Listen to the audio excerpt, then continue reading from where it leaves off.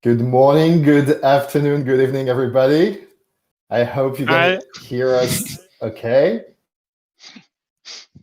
There will be a few adjustments to do just to make sure that the sound is okay for everyone.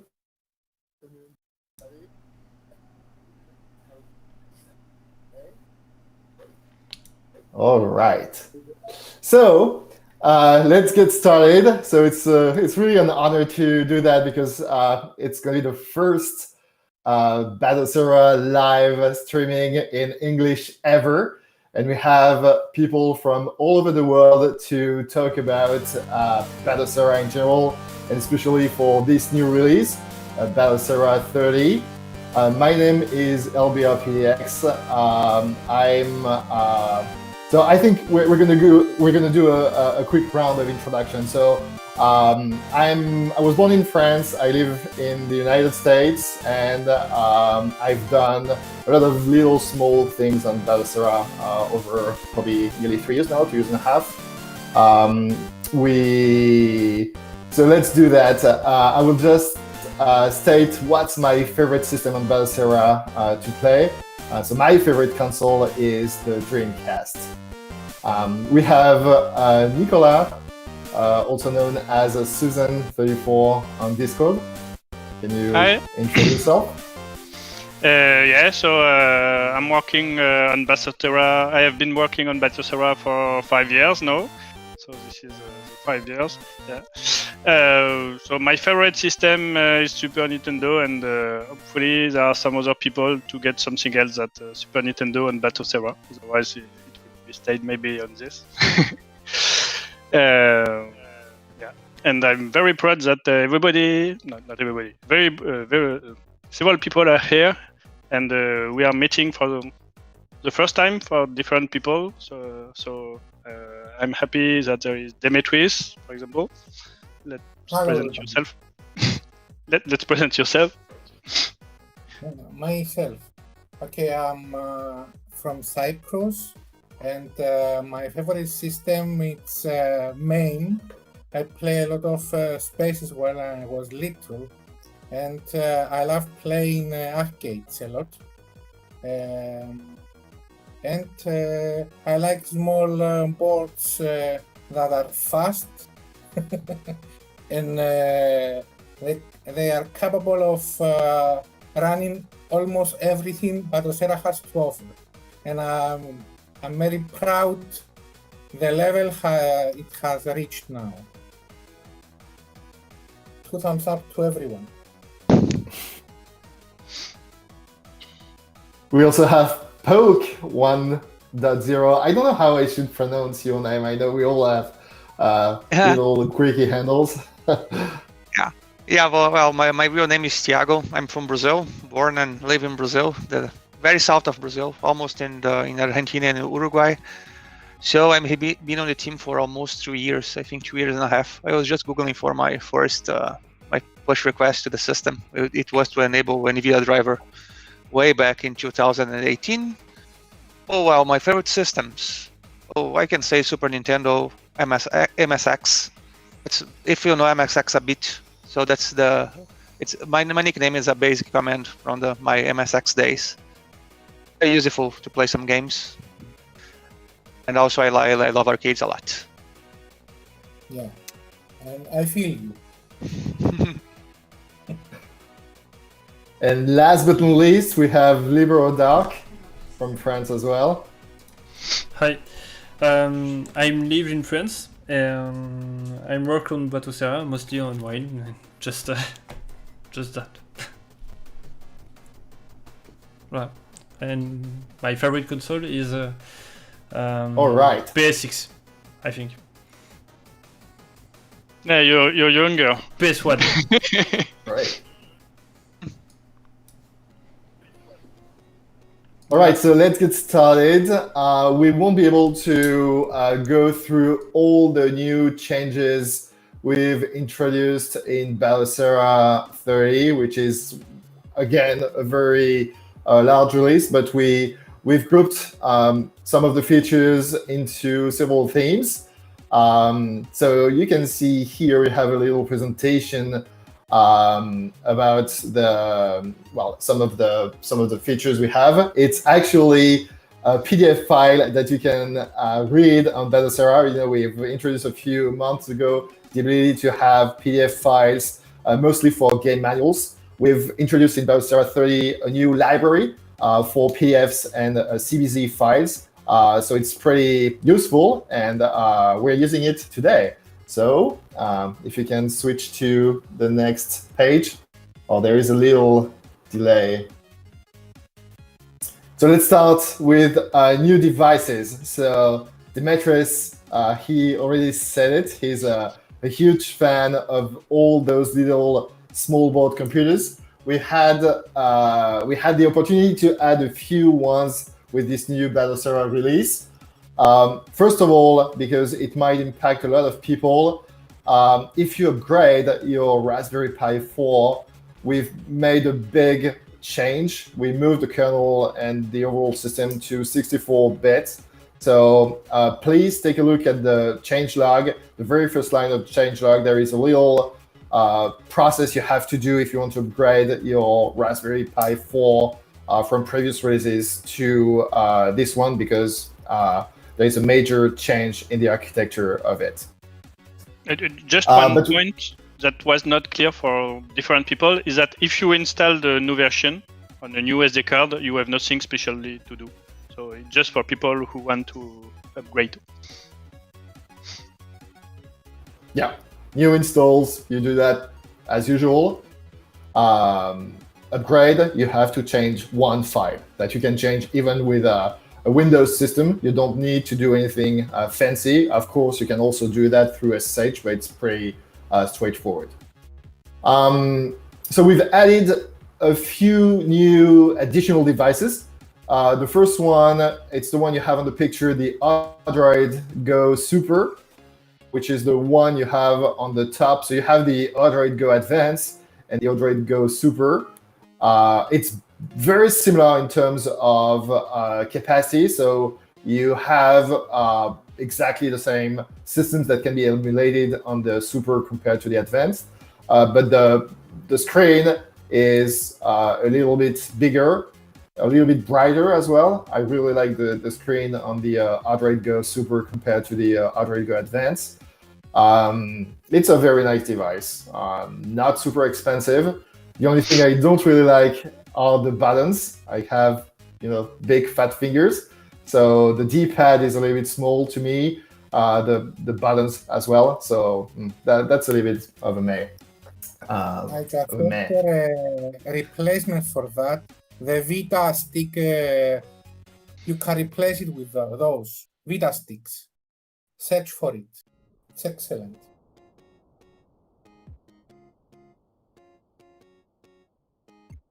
Yeah. Okay.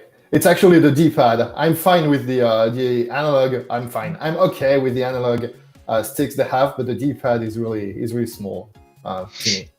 Other systems, Demetrius, maybe you want to talk about that because you're the expert here with new boards. So we've added the Orange Pi PC. Go ahead.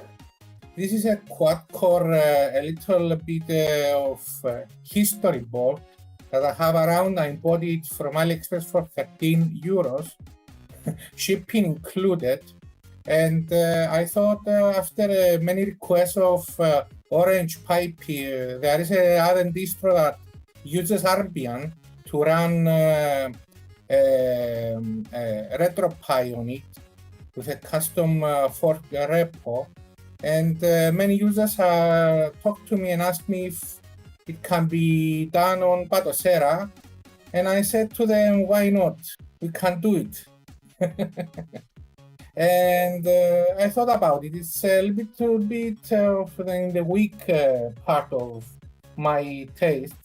But I thought we can test run it on Batocera and see how much further we can take it. And I'm very pleased with the outcome. Runs everything I throw at it thus far. It's a little bit weak on the GPU, but it can cope. And The big brother, the Libertech H5, it's a quad-core with a 5-core GPU with upgraded. It runs a Mali 450 VS 400, and it's a little bit faster on 3D cores like Dreamcast, Nintendo 64, and etc. But it runs pretty well. I'm very pleased with the outcome, and let's see how the user like it. The users that have the boards can test what we did and let us know. That's all from me. I'm trying to do my best. Everything else we try to fix if something comes up. That's it from me. Someone else? Perfect. So we have a new challenger who's arriving, a new contestant on the team. So Romain, aka Artistra on Discord, Hey there. just joined us, and you're right. Yeah, I'm Right great. on I'm time great. because- Great to join you guys, and hope you've got many questions on the chat. Yeah, we're talking about new boards and devices. So Dimitris told us about the Orange Pi. There is a feature that is really interesting as well in terms of preferences and enhancements for the new devices and all those SBCs. So we moved to OpenGL ES 2.0, and we also added Vulkan for a bunch of new devices. Can you talk about that, Romain? Yeah, so basically, those device, we've seen some hardware manufacturer. Sorry, just need to switch to English. Providing some Vulkan drivers for Raspberry Pi 4 lately through Mesa, and even Rockchip starts to provide some Vulkan-enabled drivers. Right now, they're not usable because they miss a couple of bits. But we have good hope that in the forthcoming weeks and months, we're going to see more and more the Mali GPUs have Vulkan support, either through some custom drivers, either through Mesa project with a Panfrost driver, which is definitely the future of what we should expect in terms of graphical drivers, which is a full open source stack on which we can fix bugs and whatever. We are not dependent anymore on other proprietary drivers provided from ARM, Rockchip, or Allwinner, or whatever chip maker. All right, thank you. There's a last bullet point we haven't talked about. It's a little bit minor because we had a specific version on top of Batocera 29. We released a specific version for the Raspberry Pi 400. It's now fully supported, so I know that on the previous version we released, there were a few limitations in terms of, I think the Bluetooth or the Wi-Fi driver was not working correctly. I think everything is fixed. So if you have one of those super popular Raspberry Pi 400, you should be able to have a great experience with Batocera 30. Anything else to add on the boards and devices? Anything you want to share? Any highlight on what you have in your minds for the next releases? With every board we support, they can have a great experience. It's not only with Raspberry Pi 4. We do our boards are supported by Batocera, are running on optimized on everything, to the kernel, to the drivers. We make sure they have the greatest experience of all other distros, retro distros. Thank you. All right. Let's move to the next slide. If you can do that, LibreDoc. And we'll be able to show moving things now, I guess, if you can go to your Batocera. So there is a bunch of new emulators that have been added to this new release. Who worked mostly on the Sega Model 3? Was that Romain or Demetrius? I don't recall. I did a first attempt at Model 3 a while ago, but at the end the PR was closed, I guess, and it's another developer, Demand LFC, which did the work, based on what I did and some revising the work and so on. So right now I think Model 3 is working fine. The only limitation is that it's only supported for PCs, so x86 64. Technically speaking, except maybe, changing a bit the shaders, I think we should be able to bring this on beefy ARM boards like Odroid N2, Kadas Vim 3, or we should be able to have this in the forthcoming month, because there is no dependency, no hard dependency on the x86 architecture actually. So yeah, it's a very, very good addition because there is a lot of very good games on this system. Yeah, we can see some of them that are being showed at the moment. Yep. Daytona, USA, Spike Out, very popular arcade games. So that's a great addition. For PC as well, we've added a new emulator for the Dreamcast, Redream. I think LibreDoc, you work on that mostly, right? Yes. Yes, it's me. Do you want to talk about it?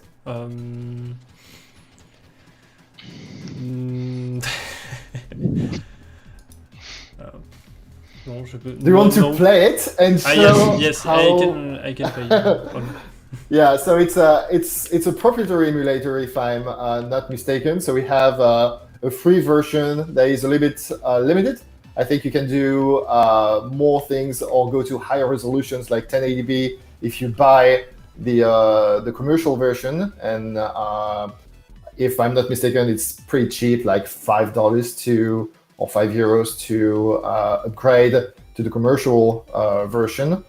I haven't tried it. I'm using the other options we've had, and I haven't had any chance to try it on the PC.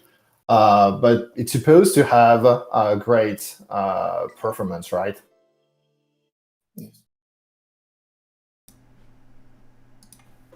Yes. Honestly, yes, the performance is very rare on Redream. Yes.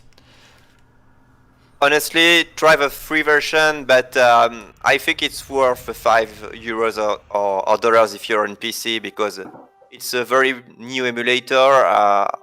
Turns out I've been working on them some years ago because they were asking for help on implementing CHD format and so on. So I know the guys, and they've been rating this emulator from scratch, and I think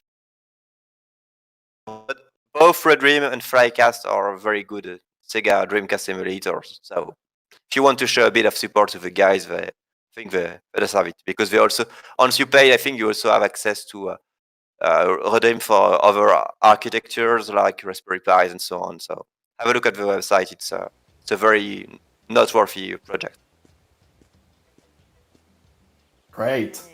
We've added also a new Nintendo DS emulator called Melon DS. Who wants to take it? I haven't tried it either, so... I don't know who did it, in fact.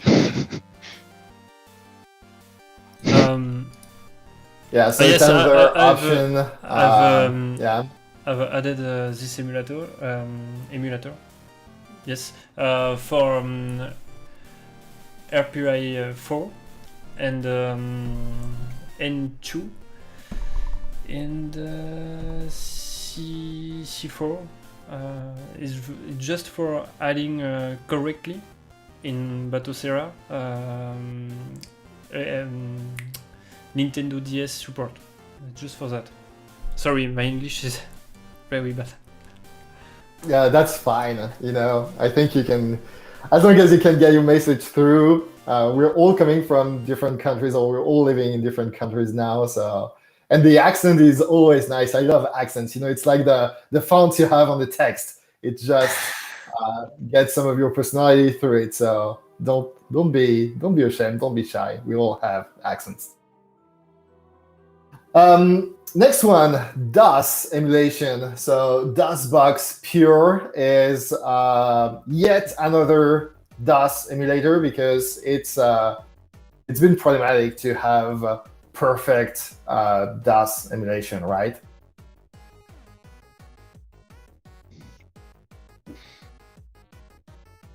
I don't know if there is any. I know Voliga on Discord is a big MS-DOS fan. He would probably give a lot of reasons why we have so many DOSBox versions. There have been many forks over the years.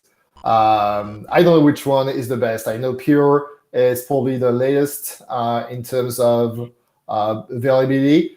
In terms of performance and compatibility with the DOS games, I haven't tried it, so I don't have any opinion on that. Pogue, Demetrius, Susan, anyone has any opinion on DOSBox Pure? DOSBox Pure, it's been announced by Libretto team, and I think the philosophy is very different from the other DOSBox cores because it basically just accepts you to drop a zip file on it and it works. So that's mostly for, I would say, if you're a heavy Libretto RetroArch user, and you can do your own zip files to have everything working in click and play manner. It's for you, but if you're more a purist DOS user, like using the Exodus systems or whatever, maybe you should stick to regular DOSBox, DOSBox X, DOSBox staging alternative implementation if they work on your board or hardware. But it was very easy to integrate it, actually, because it was just building out of the box, and so we said, well, why not give it a chance? Cool. Next one, Atari, which is an Atari ST emulator. So we already had one. I think we had a Libretto powered Atari ST emulator, but we've added this one as a standalone option. Same thing. I guess there is some performance, or there used to be some performance concerns on the previous version. So this one is probably better. And again, it's an option, so you can choose which one works with you guys best. Does anyone has any particular experience about Atari standard version? Yeah, actually, I had it because the Libretto Atari core was, a bit outdated, and this Atari standalone has more features when you if you're interested into advanced computer emulation, especially, supporting copy protected games like IPF or SCP files, like floppy, which are redumped with copy protection, so you don't have some half-working cracked games or whatever. And also, it's able to since it's the standalone and so the upstream version, it's able to emulate a lot of more different variants from the Atari ST range, including Atari ST, TT, STE, STI, sorry, and even Atari Falcon. So I don't think everything is hooked yet into Batocera, but and yeah, you lose the bezels, of course, and the libretto and retroarch experience. But if you want to play, I would say some Atari Falcon games or whatever, well, I think it's a very good emulator, and definitely the probably the best open source one for Atari 16-bit computer range.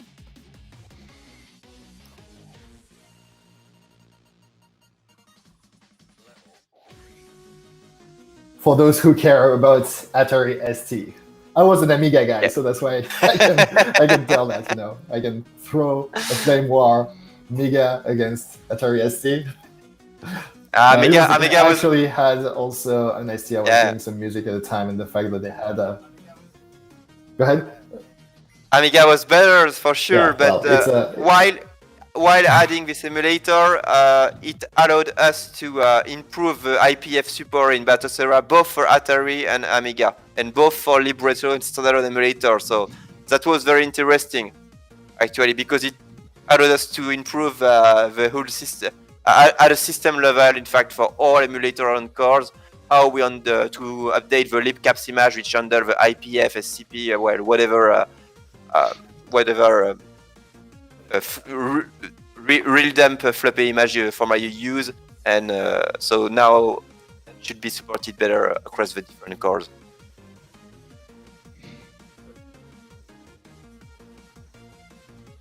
All right. Next one, so we have, it's a little bit of an oddity. It's something that was asked on Discord by someone who's probably quite old, because it's a machine from the 70s, the Fairchild Channel F, which was actually I think it was the first console where you could plug some cartridges with various games in. It's been pretty easy to add because that's a libretto core. It's an oddity. I mean, it's something that you may try just out of curiosity. To be honest, the games are not that exciting, but it's a piece of history, so that's why we added it. Sharp X1, same thing. That was a request on Discord by someone who's, I don't recall who it was, but someone who was really into Japanese gaming. And it was a precursor to the X68000 that we added a few years back. Yeah, this one has, I've been told that this one has a few interesting games. Same thing, it's a libretto core, so it was pretty straightforward to add it. And the last line is probably the most interesting in here for many people. It's only for the PC, but we've updated the PlayStation 2 emulator, and Nicola added the ability to have up to 8 players. I know that was something, it was a goal for you and your kids, right? To have 8 players on your PS2. Yeah, Roman did the job to upgrade the emulator. So now we are not on the official stable version, we are on the development version, but because they added the 64 support, so for us it's easier to build it. And in performance, the performance really improved. I have several PC, and for example, I had one where it was not really possible to play PS2, and now it works very nicely. And so it was time. Sorry. No, I was just asking Liberal Dark if you could put a PS2 game.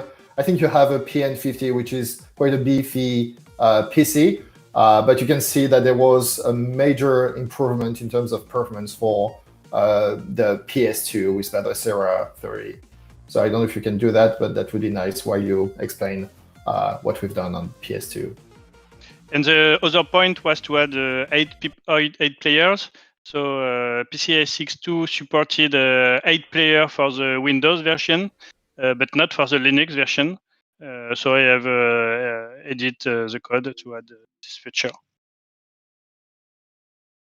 Yeah, I know it's extremely popular. One of the best consoles that have ever been launched.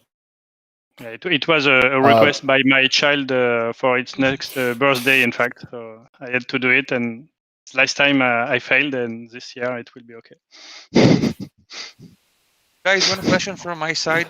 Did you switch to the 64-bit version of the emulator? I don't remember if you merged the PR or not in the end. Yeah, actually, that was one of the reasons to upgrade to the development version. Is that yes, it's now built natively for 64-bit, and that's partly from where the performance improvement comes from. And if you have a look at we are upgrading constantly from the PCSX2 Git repository, and they are really, I think, doing some great optimization work lately. And the goal is actually to follow their development version until they release the PCSX 128.0 stable, so the next version. And also we will probably stay, because we will try not to be on the dev branch anymore, but honestly it's very encouraging, and the 60-bit move is on a good way on the side. So yeah, we know that some people are experiencing some minor bugs, like heard about some white lines. Borders, yeah.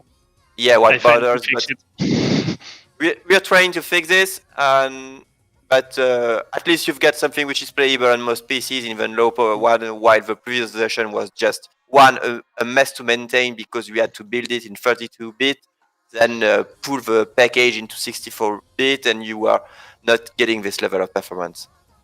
And It was the bug, they did. the writer bugs, the border bugs, is a minor bugs, I guess, because it's only when you play in a 4.3 on a 16.9 screen. So, but for most games, you can switch to 16.9, and it works nicely.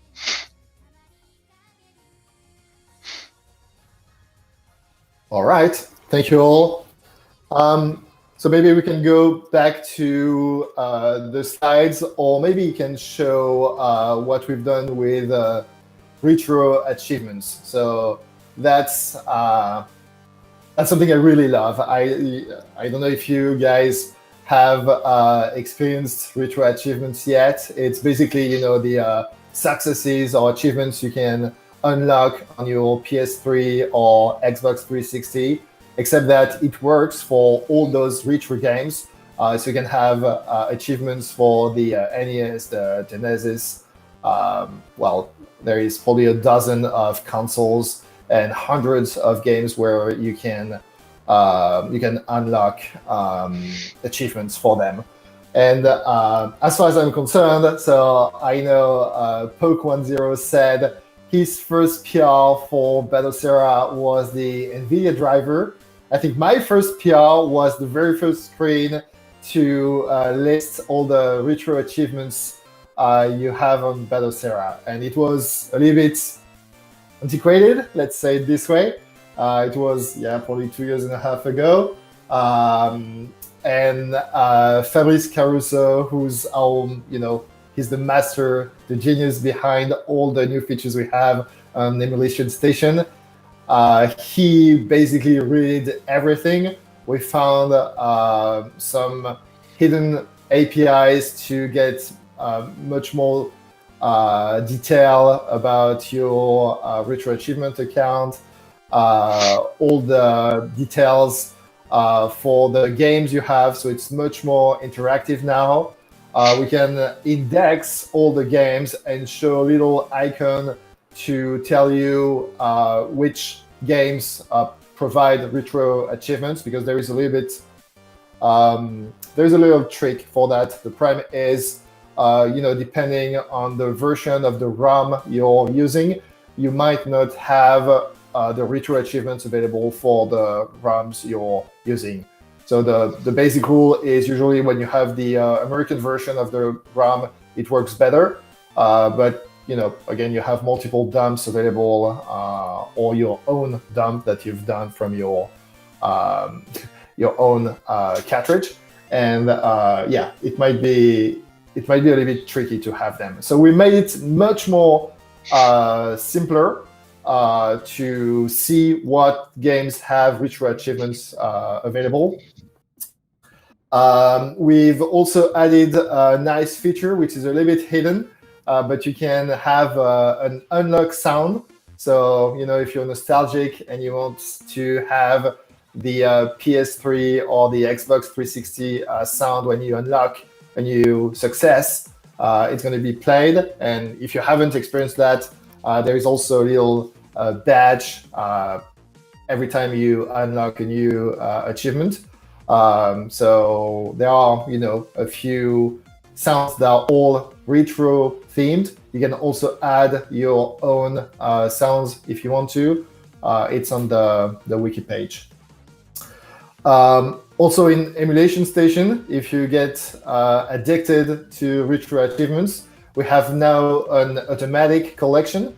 So you have to enable that in the automatic collections we have in Emulation Station, and you will have the whole list of all games that are available with retro achievements. I love retro achievements, so I can talk about that for hours. Do you guys also use them quite a bit or not? I don't see you a lot. I on feel the the retro achievement in you. Yeah. There is, if you go to batocera.org, there is a leaderboard with all the Batocera players and how you compare your retro achievements against the rest of the community. If you want to be added to that, just drop a message on Discord. Go to the Discord channel and ask a moderator to add you to the list. It's fun, It's just compete with. It's a friendly competition. I think the highest person we have, someone called Seb, has over 26,000 retro achievement points, which is absolutely huge. It's twice what I have, and I really spent hours and hours on unlocking retro achievements. So, yeah, I love retro achievements, and the question is it a competition between us or between our children? Because probably points are not from me. I just come back. I have a battery issue. Yeah, it's your family. We don't have any user profile on Batocera yet, so it's the same account for everyone who's using your console. Let's switch to the next topic, arcade. I know we have a lot of arcade lovers. Poke10 said, or Dimitris said, there are arcade lovers, and I know we have a lot of people who built their own arcade station, their own bar top, and they switching to Batocera because we've added a lot of very interesting new features with Batocera 30. First of all, we introduced the latest version of MAME, this multi-arcade emulator. Romain, maybe you can talk about that? Yeah. So, while Poke did an amazing job on the Libretto MAME core, I felt like we needed to have a MAME standalone version because it allows different stuff, and it's a different approach. And actually, I did implement in MAME standalone for my own bar top use. So it was not easy because MAME is not really, I would say, made in the mind of cross-compiling and so whatever. So right now it's only for PC, but again, we should be able to provide it in the forthcoming month, depending how also the MAME dev moves on the ARM port for Apple Silicon Max on ARM board. And once I did that, which was actually for my just own experiment, I just push it, and some people came back to me on Discord and say, okay, so I've seen MAME standalone, that's great. You would like to have some 15 kilowatts support, like for CRT screens and so on. And I knew absolutely nothing. I know it was possible. I heard of Groovy MAME and so on. So I say, okay, that's quite a challenge because we know nothing about that. But Ryan and I think Stefan, his nickname is just unpronounceable. So I just know his name is Stefan. On Discord, they came, they helped, and together we've been able to support 50k in Batocera at the kernel level, but also in MAME with inclusion of, I would say, of two important patches on the MAME standalone, which are first the arcade 64 filter, which basically just removes from the MAME compilation and emulator you get all the non-working games or skeleton drivers that the MAME team keeps for technical and preservation reason. I won't go beyond that because MAME is a very complex project. And the second one is the Groovy MAME set of patch, which is actually able to if you are connected to some CRT screens, to get you pixel perfect, frame perfect emulation for these arcade games, because they just tell your CRT monitor to work as the arcade monitor for this specific game, this specific resolution of frame rate was doing. So basically, it's really close to one-to-one what you would get if you had the original arcade cab working at home. So it's I was not believing at the beginning it was such a huge feature, but it seems there is a huge community around the 50k Hz support, and putting Raspberry Pis or PCs or whatever to a CRT screen, and we had some very good feedback on this. So we just continue now. For 31, we'll bump to MAME 229 or maybe 230. I don't know yet, but this is something we are going to maintain, continue to try to improve. I know for 41, Nicolas has been doing some amazing work, so you can get now results in MAME. Maybe you can tell more, Nicolas, on what you did. The first emulator after Libretto, of course, that have the bezels. So it's very nice to start to have bezels out of Libretto. Yeah, so the idea is now to be able to use MAME standalone on PC to provide a RetroArch-like experience with the bezels, with the MAME shaders, which are very, very good. Well, if you're into arcade, CRT Geom or CRT Geom Deluxe can really do wonders. That give a really give a feeling I had in V80s when I was in front of V90s, in front of some real arcade games. And so we will keep Libretto MAME for ARM boards, and probably on 31 switch off Libretto MAME and move on standalone MAME for PCs. But that's something, if you just think it's a bad idea, just come to Discord and we can discuss that. And for the 31, so the bezels experience is really the same because it works exactly the same. For example, if you enable the bezel project, it will be the bezel project on your MAME. If you enable any bezel, it will be the bezel you enabled on the MAME. Yeah, the but bezel. I think it's 31. It will be another video. Sorry. Maybe a last thing. Yeah, the bezel project. Yeah, go ahead. Okay. Last thing we did on this standalone MAME is the support for Tate mode. So if you want to, because I did an experiment and tried to build a vertical bar top, which is still in work in progress, but now working fine, thanks to Batocera 30. So now you've got everything needed from emulation station to MAME standalone to build some arcade cabinet vertically, which is very useful for shoot 'em ups and arcade classics, early arcade games from the 80s like Pac-Man, Galaga, Galaxian, whatever, Diggy Dog. A lot of games are using vertical screen layout, so it's really an amazing experience because you've got a huge surface of play. And there is also an auto collection, so Yeah. Same thing. You don't need to classify all the games one by one and tell which ones are vertical versus the regular ones. We have an automatic collection so that you can see all the vertical games at once.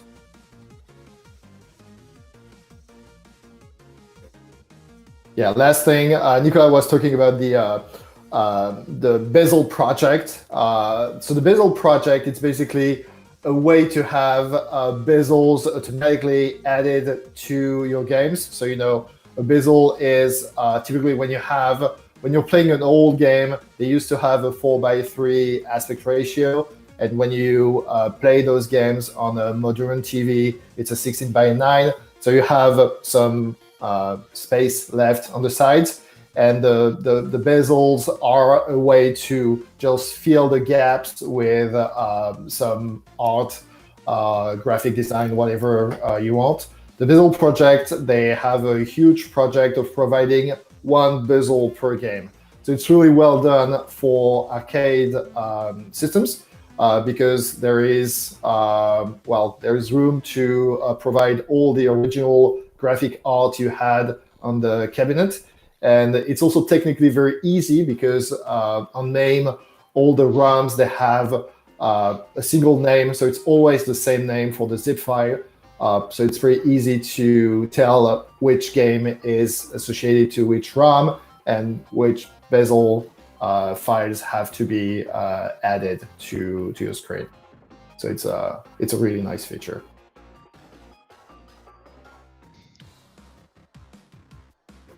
Last word from any arcade lover here? Arcade DB Oh, Scrapper? The Scrapper? Yeah. Yeah.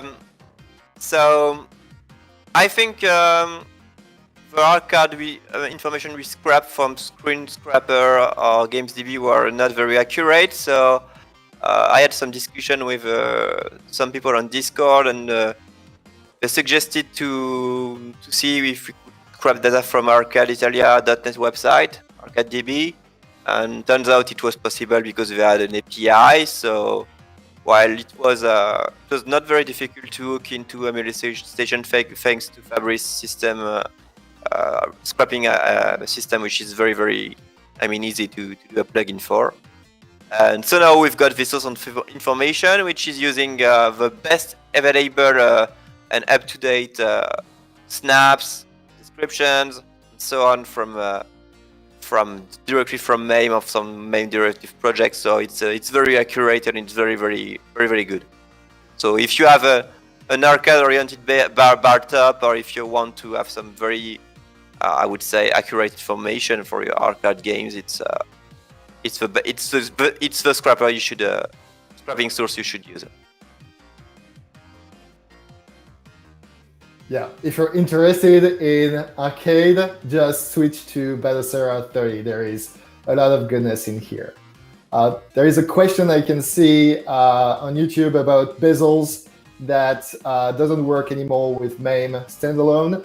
Yes, it's what we were telling a few minutes ago. It's work in progress. It's going to come back in most probably Batocera 31, the next version, so that you can also enjoy your bezels with standalone MAME. As Romain was saying, all the features, all the libretro features, we're trying to port them to the standard version of MAME. So something we haven't talked about yet, we'll have a slide on that, is also save states. You know, the fact that you can instantly save your game progress and be able to reload it. That's also something that will be enabled in a future version of standalone MAME, maybe for 31. Does it work in MAME in 30? I don't remember if it works on the standalone. No, you don't remember? You mean the save state? No, I don't think we have implemented save states for 30. Yeah. I don't think so. I think the MAME core supports, at least for the libhetero core, it supports save states. Which is never tested. Yeah, yes. But I think there is everything in MAME standalone to make save state work and hook them to Batocera, and even including rewinding or fast forwards. Or we'll have some work to do on 31 to support that, but on 30, on 30 you have if you want save state, just use the libretto core. I think the All sheet, right. as just a comment for, I think the sheet systems is broken in the MAME core. There are some changes in the upstream MAME some release ago, and I think I didn't manage to port it for the MAME core. So if you need cheats to play, don't use the MAME core. Don't cheat. That's Yeah. easier. Yeah. Especially for arcade games. I mean, the real cheat mode is the fact that you don't have to pay money. You can have unlimited credit. Yeah. So that's a cheat in itself already. Yep, that's right. It seems it is supported. In fact, I am checking, but in my hotkeys, I have some buttons that maps to save and restore. So I guess it works. In fact. Oh, nice.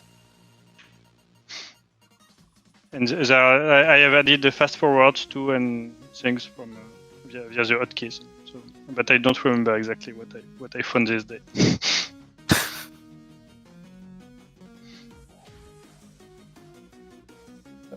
All right, so let's move on to the next section. So the next section is really interesting. It's about adding more ports and indie games. You know, it's something it's a move we've started a few releases ago, where we added a few more ports or fantasy consoles. You know, like the Pico 8 and TIC 80. It's a way to discover new games with specific engines. One of them, which is hugely popular because it's a really good engine, is Solaris. So you can play Zelda, 2D Zelda games like A Link to the Past with homebrew or indie games. So there are a lot of games available for this engine. Some of them are actually really, really well done. There is one on the Content Downloader, which is also a demake of a more modern game. It's pretty impressive. I can see on the screen that there are also some commercial games that you can play on that, so you can buy those games and add them and play them. I think it's really nice. Is anyone also a fan of Solaris here? Never played, to be sincere. Yes, I'm for Solaris. Yeah, I didn't know that engine before everyone was talking about it, and yeah, I mean, there's a reason. There are some great games on Solaris, so you should try it out. It's really interesting. In the same kind of engine, we have also Easy RPG. So I think the main games developed for Easy RPG were made for RPG Maker, which was an engine to build your own RPGs. I haven't tried it. I don't know if anyone here can talk about it. I think Easy RPG, yeah, it supports most of the RPG Maker games, but from the older engines like RPG Maker 2K, 2K3, and voila, it was added as standard first, and we discovered there is a libretto fork, but which is marked as unmaintained and so on, and the standalone actually developers of Easy RPG, they do provide their own libretto core, so we added this. So I think we are still resolving a bit of issues on the libretto core issue, libretto core implementation, but well, it will be improved in 31. So, yep, it's nice.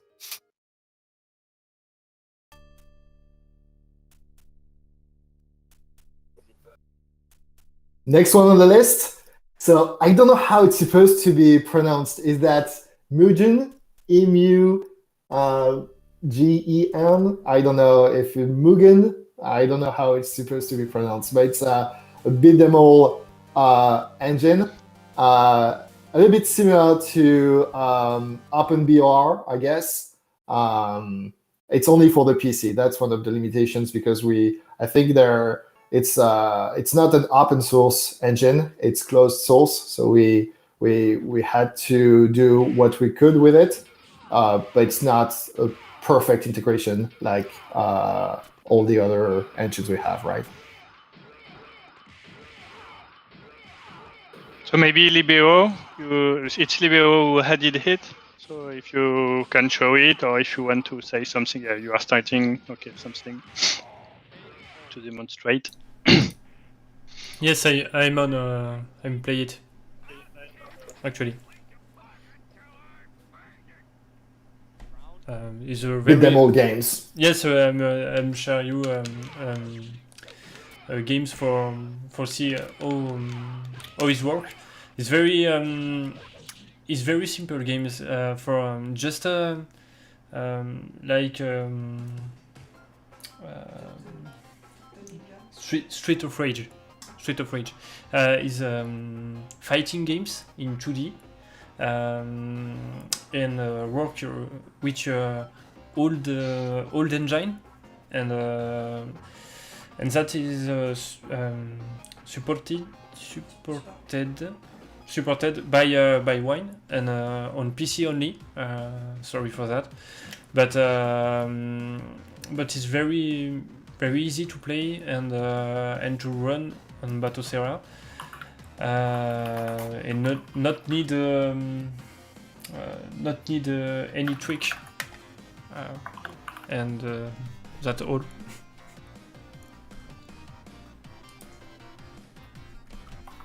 All right.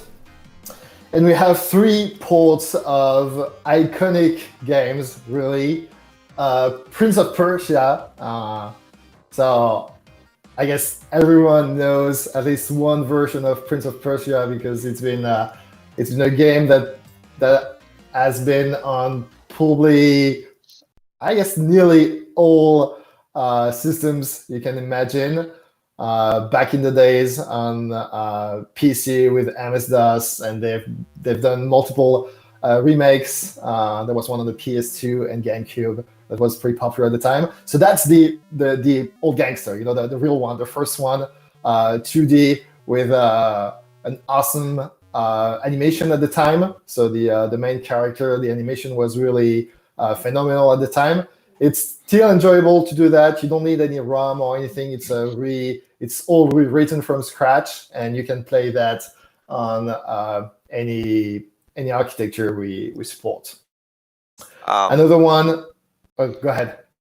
I'm not sure if it was written from scratch or if it is written from the source code of the MS-DOS version that Jordan Mechner himself released when he managed to back up some of his archives, because he did that a couple of years ago, and I'm not sure. But I think it's based on the MS-DOS version, because the original Prince of Persia, if I'm not mistaken, was first released on Able 2, then multiple ports were did on many systems. As you said, it's one of the games which has been ported like everywhere. And I'm not sure because I had a look at the code itself, and it seems like it is based on the MS-DOS version, and I'm not sure whether it was reverse engineered or based on what Jordan Mechner basically gave as a public domain a while ago. Yeah, as I recall it really looks like the MS version. So it's in my mind, it just back to my childhood, and it was an amazing game at the time. So I really loved it. It's still a very enjoyable and very challenging game nowadays. Yep. But I know you can speed run it. There are people who have speed run Prince of Persia, and I don't know.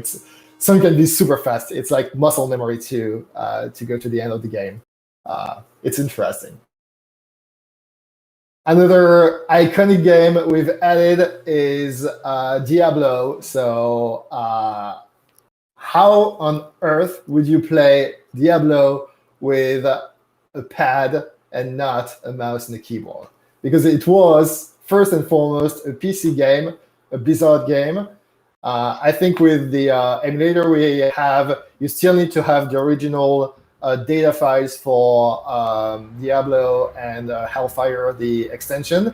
But how can you play that with a pad? Is that worth it? I think it is. These work really well. I haven't tried. With the pad, Diablo Sorry? work great with the pad. Yes. Yeah, I think that's the main goal of this engine, is to enable an enjoyable gameplay with a pad for a game that was primarily designed for a PC with a mouse and a keyboard. I haven't tried the PlayStation version. I know there was a PlayStation version, which obviously was also designed to be played with a pad. If you don't know Diablo and those types of games, don't try them because they are highly addictive. I mean, you can really play dozens of hours without seeing it. I think the first one is the best one, or maybe because that was the first one I played, and I have some vivid recollection of my nights playing this game. But it's really an awesome game. It's really the first one for all the what we call the hack and slash types of games, and it's really addictive, and it's really good. The story is really nice. Yeah, it's one of those games that you have to try it once at least. Yeah, I can only agree on what you said. Diablo is really a masterpiece of video games, and I mean, it has aged really well, and it's still really enjoyable nowadays. And I like the the second one too. But I was surprised when I think Gleb GL EBM on Discord did the port to Batocera, and mostly for handheld. And I said, how would the heck play that with dual analog sticks? And actually, it works quite good. And if you're used to the PC keyboard combo, it takes a while to accommodate. But if you're a newcomer, it's pretty natural. And this engine, it can work on really low hardware, so it's definitely should play fine on RPI, 3, 4, or whatever boards you have. It's really some impressive piece of work. And if you can see on the screen, even the graphics, they still look good. I mean, Yeah. It's probably 20 years old, a 20-year-old game, so it still holds up pretty well. And the gameplay is still amazing. I still think it's better when you can play that with a mouse and a keyboard, but maybe I'm just nostalgic of my early days playing it. The last one for those ports and indie games, another iconic game, Half-Life. So same thing. Who has never played Half-Life, Counter-Strike, and all those games? We've added Doom and Quake several versions ago. It's an iconic first-person shooter. It's same thing. It's a game that aged quite well. The graphics may be a little bit dated, but the overall gameplay still holds up pretty well even 20. It's probably 25 years. I think it was released in 1997 or 1998, something like that. So it's a pretty old game, but it's quite amazing. Any Half-Life lover here?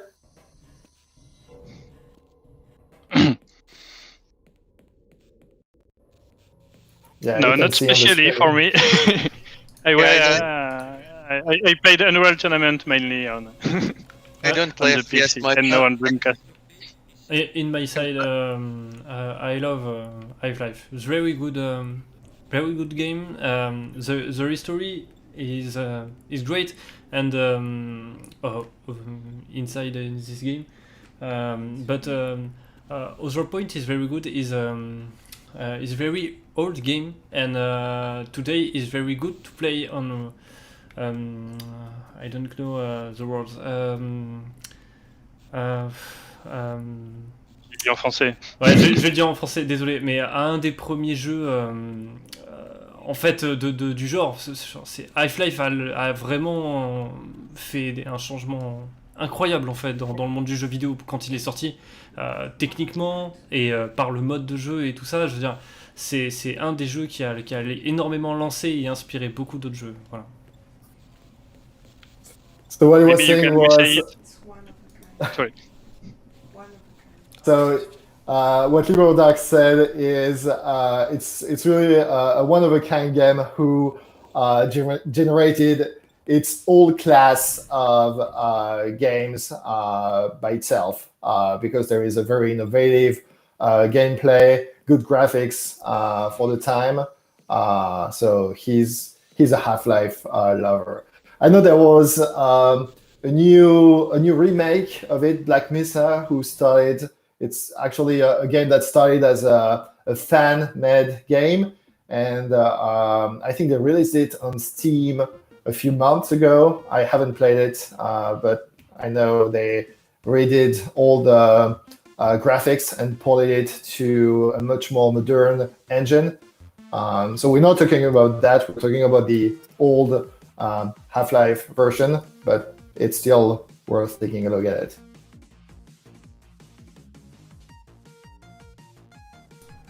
Ouais, attends, Alright. je sais. Yes, I've played on Black Mesa, and yes, I think he's using Source 2, and the graphic is improved by the which is the engine. It's very good game, and in try to respect the original game too. It's very good. I think it's a good game to try. Just a final note before I have to leave you guys. I think this engine also support the Half-Life Opposing Force and Half-Life Blue Shift additional contents which were released back in the days. And I'm not sure, but I do think it supports some mods too. So I'm not 100% sure, and we need to check with the guy who implemented that. It's Gleb again. Sadly, he's not able to join us tonight. But at least for sure, it works with Half-Life, Half-Life Opposing Force, and Half-Life Blue Shift, Time Shift, whatever it's called. Well, all the official extensions and probably most of the user community mods.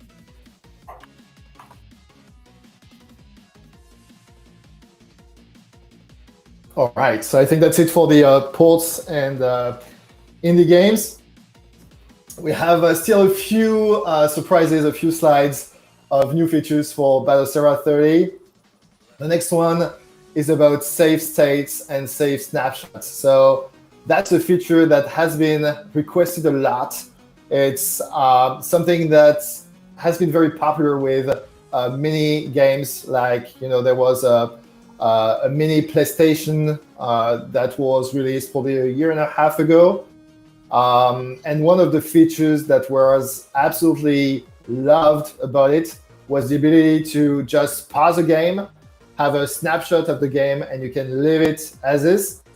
You can turn your console off, turn it on back, and you can restart the game exactly where you left it.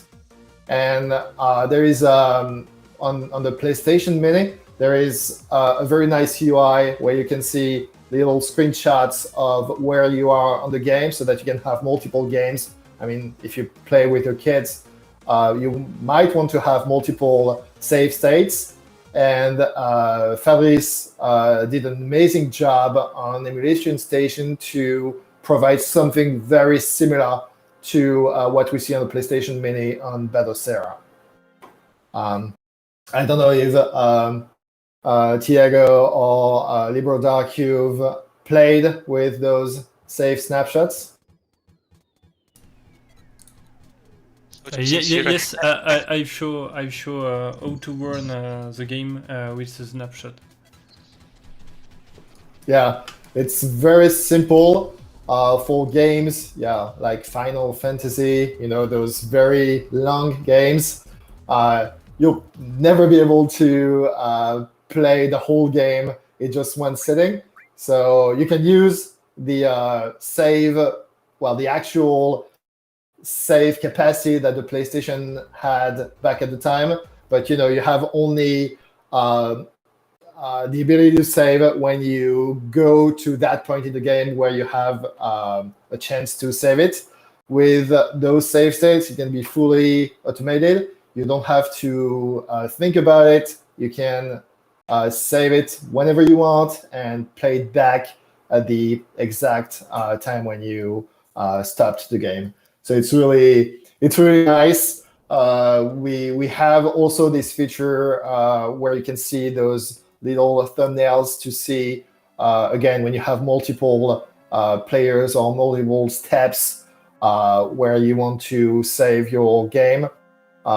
It's great. Yeah, you can see that on the screen with multiple save slots.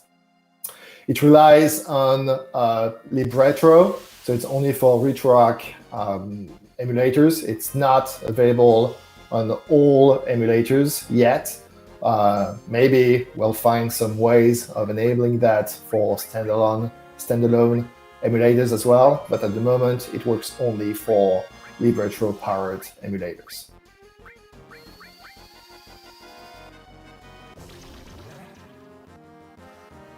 Any comment? Any question on save snapshots?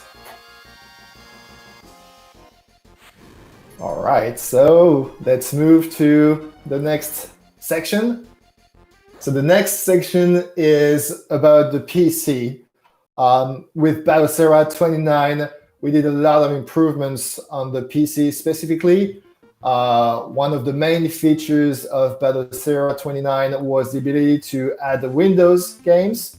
So, you know, even if Batocera is a Linux distribution, we have Wine and many Wine tricks and libraries embedded into Batocera to let you play your Windows games. And that's something that has been also enhanced with Batocera 30. So Liberal Dark is one of the main contributors to our Wine emulation subsystem. And you've added new features for Batocera 30 as well, right? Yes. Yes. I've on 30. 30 on 30 on 30 I've worked on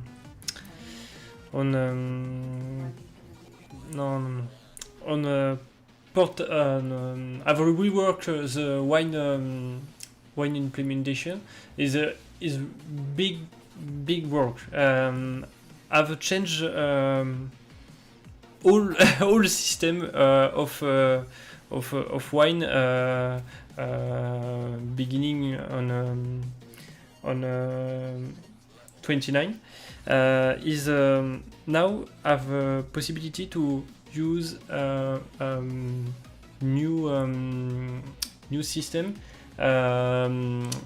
You can use wine in Batocera directly. You can use custom version. You can use DXVK2 and custom version of DXVK.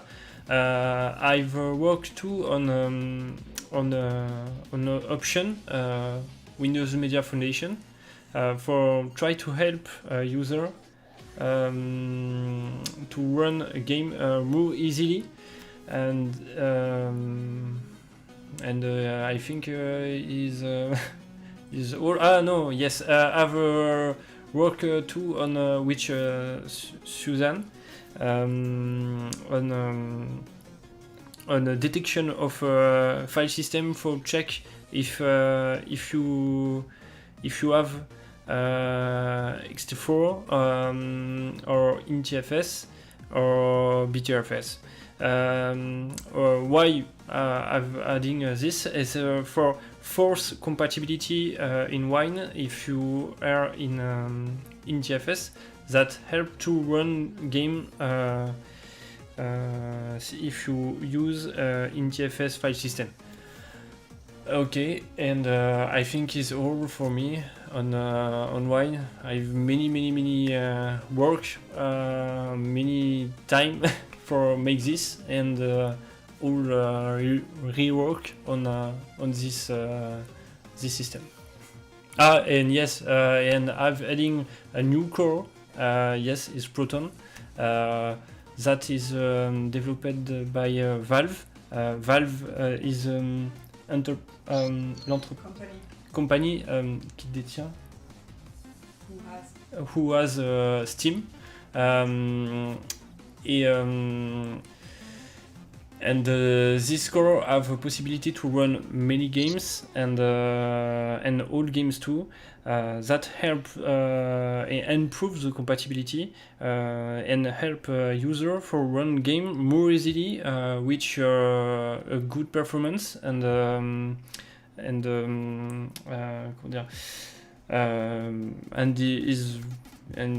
is all. Yes, I think. Yes, and Proton I've tweak on for tweak on Batocera for help a user to run game which not make a tweak on the game and the limit the action of the user for pour simplifier. To simplify the action of user. That all. Yes. Sorry, my English very bad. We can hear that you have a translator behind your back helping you.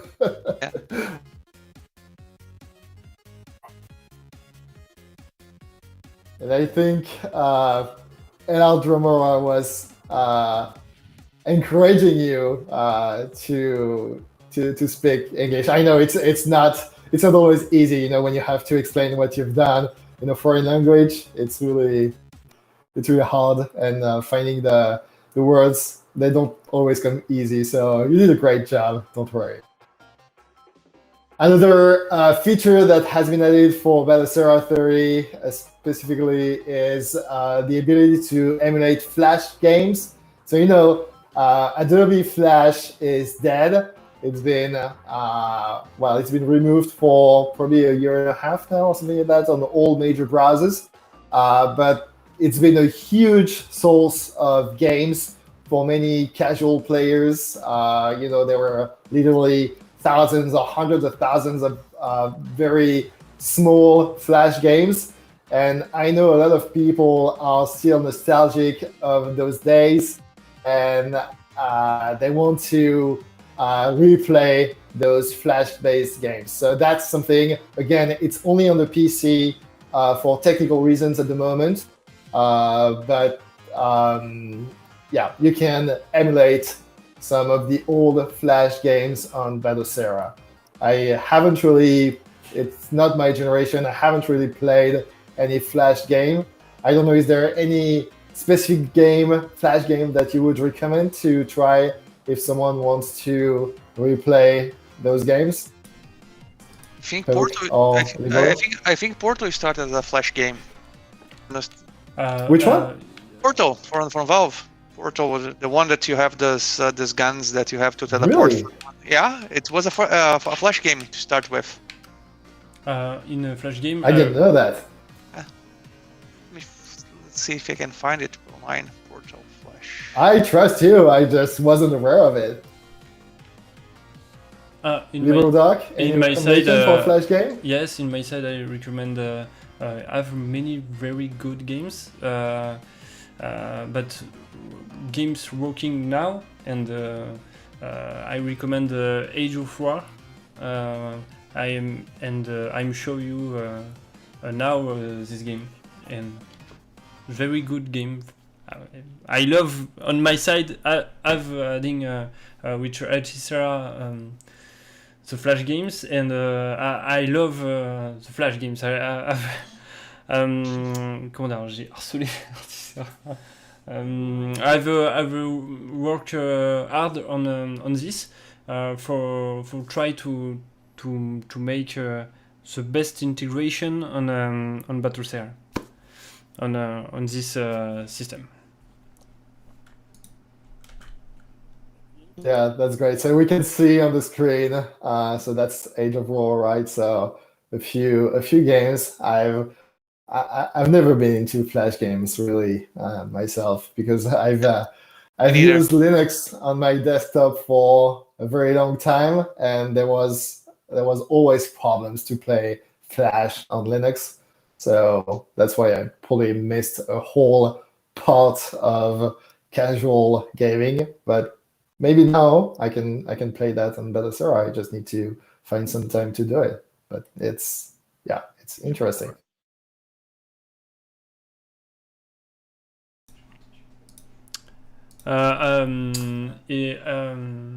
Other point on a flash game, I have two core. One is the Ruffle, and other is Lightspark. I'm sure I show you that too. And it works great with keyboard and mouse too. Which Susan are working on mouse visibility. I don't know the word, but for see the mouse on the screen by default when you run games on Batocera, you don't see the mouse, and have exception for flash games for help user to play with keyboard and mouse if you want. Yeah, to have the pointer on the screen, and you can also use that with a pad because we have introduced in Batocera 29 the pad 2 key feature that lets you configure any key on your keyboard or your mouse gestures on your from the mouse mapped to your sticks on your pad. So you can use a pad if you want to play that. That's also something very nice, especially for people who play with Batocera on a small SBC or a small PC connected to their main TV screen, and with a Bluetooth pad, they can have an experience that is good enough if they want to play those games, which were designed to be mostly played with a mouse.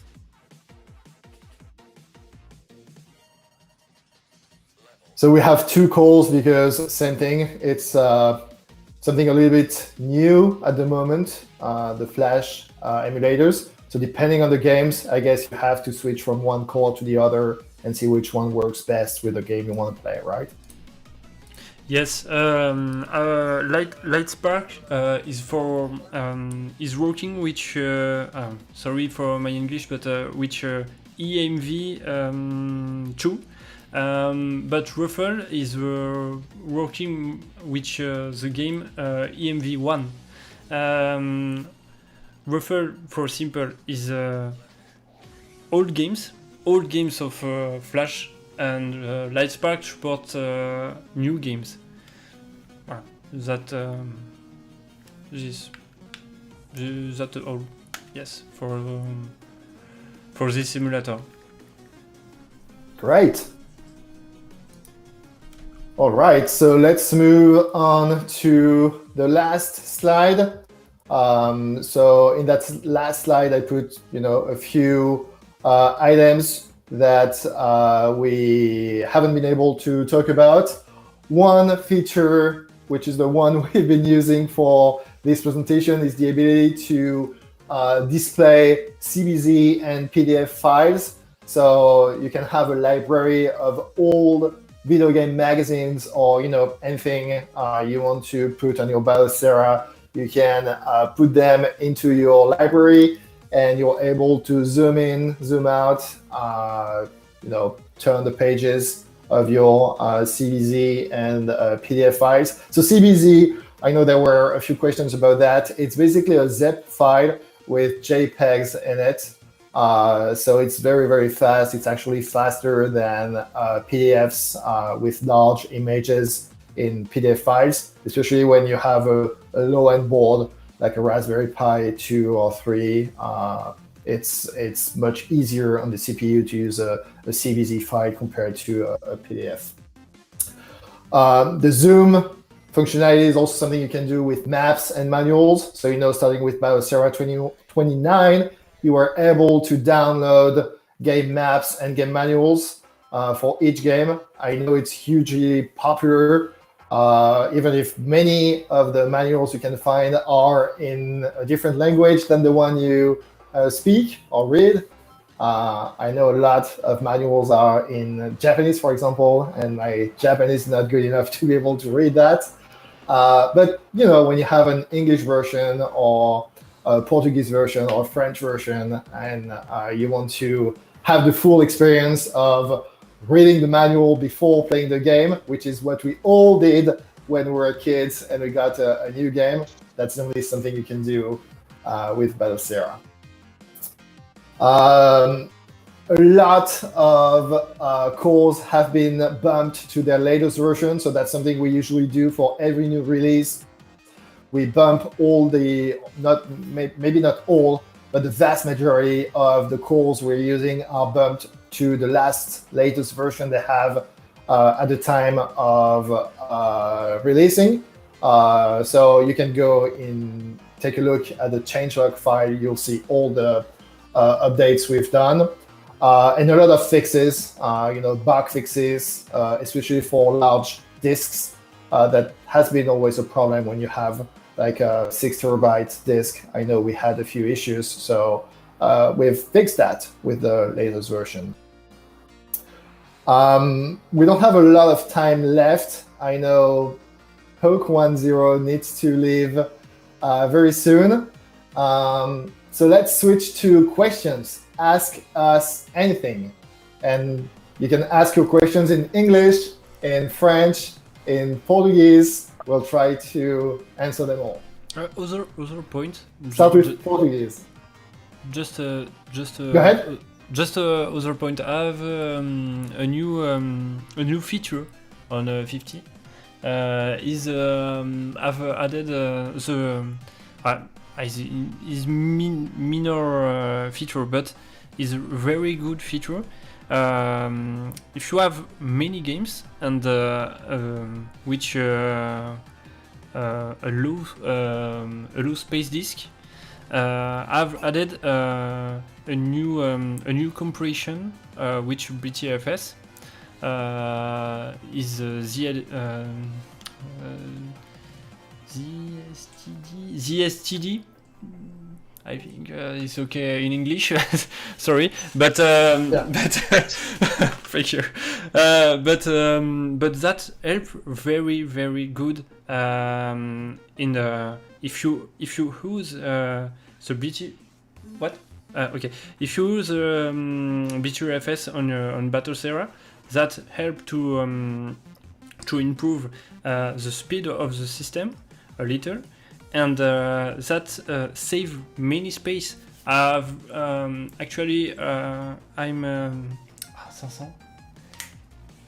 500. 500. Thank you. I have 500 giga of game, but actually just to take. Sorry, I'm checking that now. I've more. I've but je sais pas comment on dit. mais je suis descendu là. Down to Down to, but I've down to 300. 300, which is compression system. Now I'm on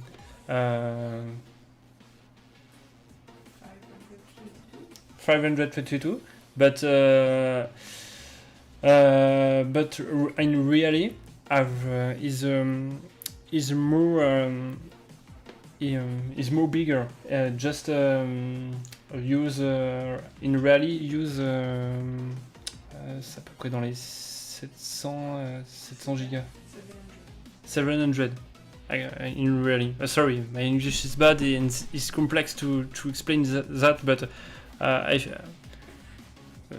let you explain this if you want. Yeah, no, so very shortly, one of the features you've added was the ability to have ZSTD compression on the BetterFS file system. So if you use BetterFS, which is one of the file systems, Linux file systems that are available on Batocera, it's not the default one. The default one is still X4, but you can format your user data partition with BetterFS, and BetterFS provides the ability to compress the files, and that's what LibreDoc did, and he saved from 700 gigabytes of content down to 500 gigabytes. So it's significant, especially because with the latest emulators, the latest ROMs for PS2, PS3, Wii U are very heavy, so they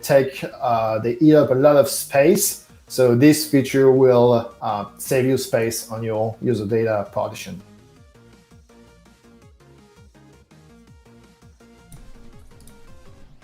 All right, so let's no worries. Let's keep some time for questions. So don't hesitate if you want to ask a few questions. Again, you can do that in French, English, Portuguese. I don't know, Thiago, if you speak Spanish, maybe. Well, Spanish is fine. Ask your I can question. understand. Spanish is fine. Prefer Portuguese, We but have a few minutes left, so don't hesitate. Ask us anything on the YouTube comment section. Live comment section.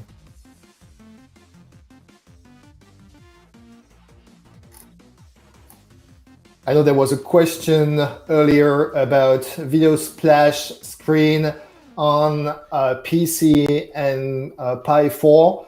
So I know video splash screens are popular. There are a lot of people who love them, especially when you have an old Raspberry Pi, like a Pi 1 or 2, or maybe even 3.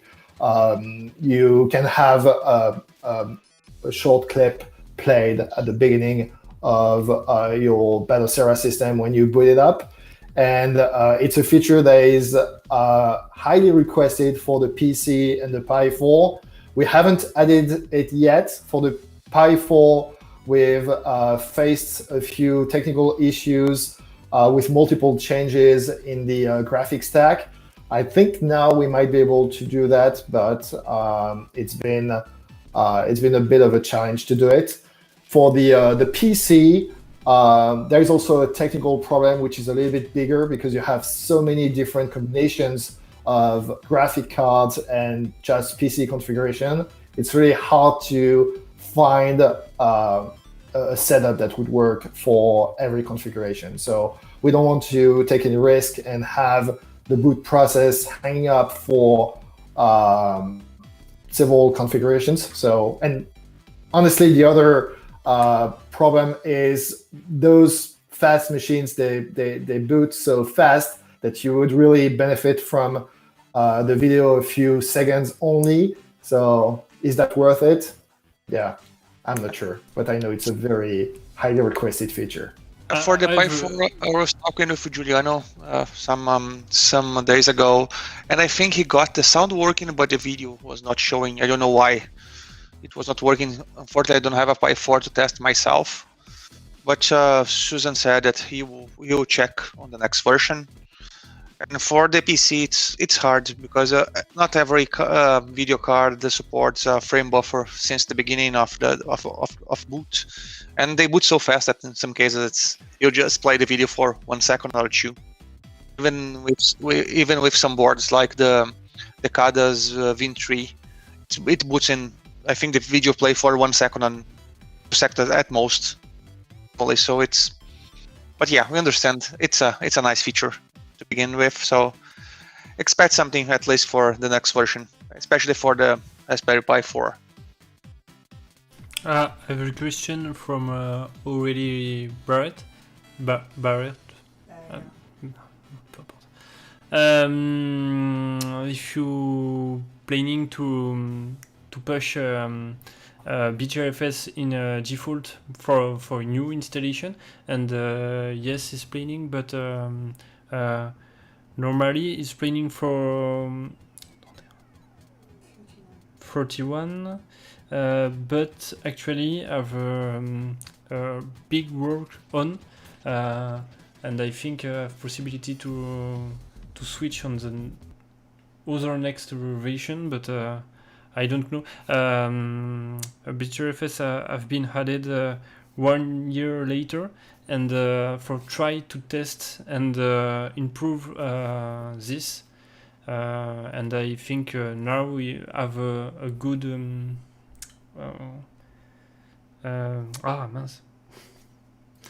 good retour. Understanding of the problem. Good retour en fait. Good On a de bons feedback. retours en fait. Good feedback on, and is for that I want in my side to push BTRFS by default. I have very good feedback on Susan 2, and all the players on BTRFS have no issue. And that is very good, and I think in 21 or 31 or 32 will be adding in default, I think. If you Susan Okay. and all developer is okay. So that's a possibility to already. Another question for the ability to add Philips CDI emulator. That's also something that has been asked a lot. I think one of the reasons might be because they have a very bad Zelda game or a couple of very bad Zelda games, and there are a lot of people curious to play it. Yeah, I don't know. I know it's something that is supported with MAME on recent versions, and you can play those Zelda games in particular. I think the CDI system was really more for edutainment purposes, so I've never tried it. I have no experience with it. But yeah, maybe why not? Out of curiosity, if someone is motivated to add it, because we have now this standalone MAME, it doesn't mean that we support all the systems that MAME provides, because MAME is a huge project, and they really want to have the whole library of basically any electronic device supported on the longer term. So we need to enable what are the systems we want to support on standalone MAME. But yeah, I personally haven't taken any look at Philips CDI, but that might be something we would add in the future.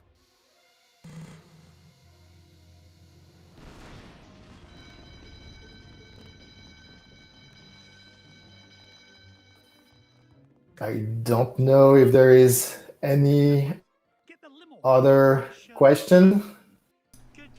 Don't be shy. Ask Just questions. about comments about Philips CDI. Basically, both MAME versions, the standalone and the core, the Libre Hetero core, both support Philips CDI, but on Batocera Linux, we didn't enable the console drivers. Just in the end, Mon and I were not so interested in console versions with MAME, so we just disabled that to improve the compilation times that are so big with MAME. think 2 hours, 4 hours, depending on if you have a cache or not.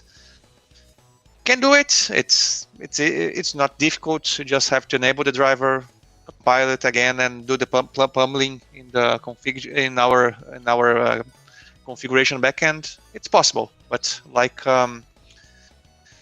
it was said, it's a matter of willing to do it.